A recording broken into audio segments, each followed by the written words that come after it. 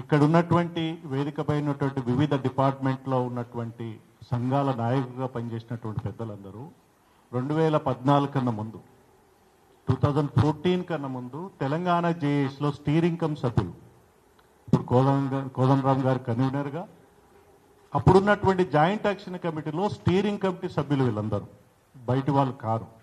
అప్పట్లో ఆ జేఏసీలో TRS party ఉంది, బీజేపీ పార్టీ ఉంది, కాంగ్రెస్ పార్టీ ఉంది, న్యూ డెమోక్రసీ పార్టీ ఉంది, కొంతకాలం టీడీపీ పార్టీ కూడా ఉంది.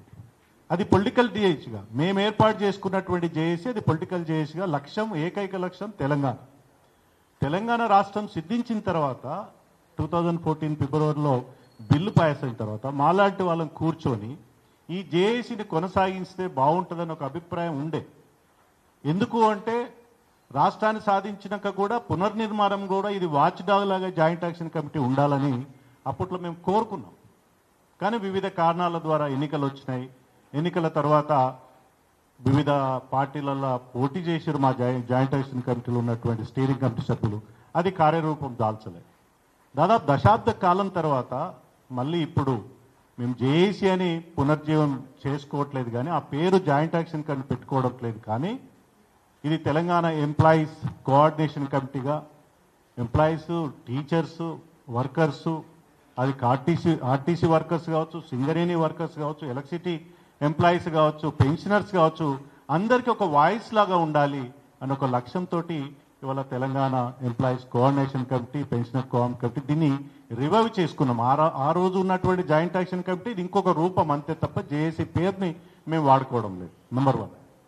నంబర్ 2 ఏంటంటే ఇంతకుముందు పెద్దలందరూ చెప్పినట్టుగా ఇది ఏ రాజకీయ పార్టీకి సంబంధించినటువంటి వేదిక కాదు. దయచేసి వివిధ రాజకీయ పార్టీలో ఉండొచ్చు. ఇప్పుడు నేను బీజేపీలో ఉన్నాను, నాతో పాటు ఆదినారాయణ రెడ్డి గారు, వెంకటరెడ్డి గారు బీజేపీలో ఉన్నారు. మా మిత్రులు కొంతమంది కాంగ్రెస్లో ఉన్నారు.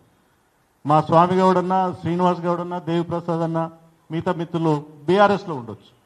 పార్టీలు వేరు, ఎవరి పార్టీలో వాళ్ళ లక్ష్యాలతో ఉండొచ్చు. కానీ మరొక్కసారి ప్రజలకు సంబంధించినటువంటి ముఖ్యంగా ఎంప్లాయీస్ సంబంధించిన ఇష్యూస్తో పాటు, టీచర్స్ ఇష్యూస్తో పాటు, పెన్షనర్స్ ఇష్యూస్తో పాటు, ఆర్టీసీ ఉద్యోగులతో సమస్యలతో పాటు, సింగరేణి ఉద్యోగుల సమస్యలతో పాటు, అదేవిధంగా ఎలక్ట్రిసిటీ ఎంప్లాయీస్ ఉద్యోగులతో పాటు ఇప్పుడున్నటువంటి సంఘాలకి Telangana employees joint action committee ఉన్నటువంటి టీఎన్జిఓ సంఘం కావచ్చు, గెస్టెడ్ అధికారుల సంఘం కావచ్చు, టీచర్ సంఘాలు కావచ్చు, వివిధ సంఘాలకు వారికి అండగా ఉండడానికి మాత్రమే ఈ కోఆర్డినేషన్ కమిటీ పనిచేస్తుంది. వారికి సలహాలు సూచనలు ఇస్తూనే, వారు చేస్తున్నట్టు పోరాటానికి నైతిక మద్దతు ఇస్తూనే, వారు మాట్లాడలేని అంశాలు కొన్ని పరిమితులు ఉంటాయి కాబట్టి వాళ్ళ సర్వీస్ ఆర్గనైజేషన్స్కి వారు మాట్లాడలేని విషయాలు మా తరపున మాట్లాడాల్సిన ఒక అవసరం ఉంటుందన్న ఉద్దేశంతో ఈ తెలంగాణ ఎంప్లాయీస్ కోఆర్డినేషన్ కమిటీ ఏర్పడ్డాం. ఈ ఎంప్లాయీస్ కోఆర్డినేషన్ కమిటీ భవిష్యత్తులో తెలంగాణకి ఒక వాచ్ డాగ్ లాగా దీన్ని ఉండాలని మేము కోరుకుంటున్నాం.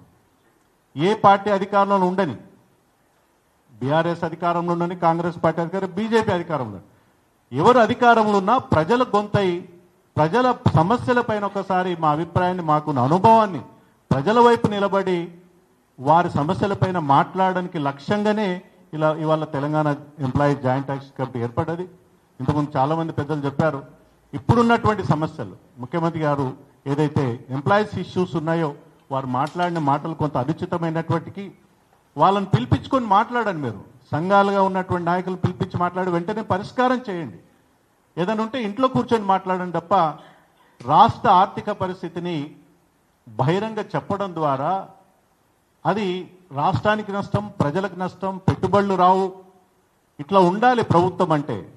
నా వల్ల కాదు అని చేతి ఓపెన్ చేసి చూపిస్తే అది చాలా తీవ్రమైన నష్టం ప్రజానీకానికి ఉంటుంది. కాబట్టి దయచేసి అట్లాంటి మాటలు మాట్లాడకుండా ఎంప్లాయీస్ న్యాయమైనటువంటి డిమాండ్లను వెంటనే పరిష్కరించాల్సిందిగా విజ్ఞప్తి చేస్తాం.